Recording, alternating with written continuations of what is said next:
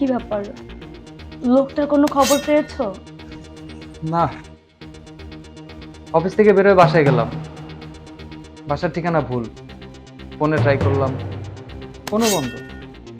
আমি বুঝলাম না, একজনের সাথে বিজনেস করতে গেছো, সে কোথায় থাকে, তার বাসা কোথায়, কি করে না করে, এগুলো সব না জেনে তুমি 10 লাখ টাকা দিয়ে দিয়েছো। তোমার মাথায় কি জ্ঞান বুদ্ধি বলতে কোনো কিছুই নাই? আরে আমি কি জানি নাকি লোকটা আমার সাথে এরকম চিটারি করবে? 4 বছর আমরা একসাথে কাজ করছি, সেটা তুমিও জানো। এখন টাকা পয়সা নিয়ে সে আমার সাথে এই ব্যাপারটা করবে সেটা তো আমি ভাবতে পারিনি। আর ব্যবসা করতে গেলে কাউকে না কাউকে তো বিশ্বাস করতে হয়। আর তাছাড়া দেখো, আমিও ঘুমিয়েছিলাম, দরজাটা যে লাগিয়েছি না লাগিয়েছি এটা আমার মোটেও মাথায় ছিল না। আর তাছাড়া বাসায় যা ছিল, টাকা পয়সা, আমার অলংকার সবকিছু তো চোরে নিয়ে গেছে। কি বলো? ও মাই গড,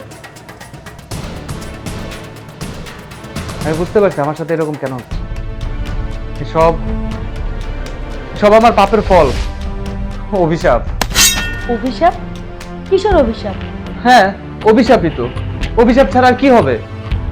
সেদিন আমার বাবা মা গ্রামে থেকে আসলো অসুস্থ অবস্থা, ডাক্তার দেখানোর জন্য। আর আমি তাদেরকে ঘর থেকে বের করে দিলাম, গেটের বাইরে থেকে বের করে দিলাম। এটার পাপ না? এর শাস্তি কি পেতে হবে না? আমি সন্তান হয়ে আমি আমার বাবা মার সেবা যত্ন করতে পারলাম না, আর আমার বাসার দারোয়ান সে আমার বাবা মাকে নিয়ে গেল সেবা যত্ন করার জন্য। সেই ভুলের জন্য আজকের এই খেসারত দিতে হচ্ছে। আমার ব্যবসায় লস, আমার বাসায় যত টাকা গয়নাবাতি ছিল আজকে সেগুলো চুরি হয়ে গেল।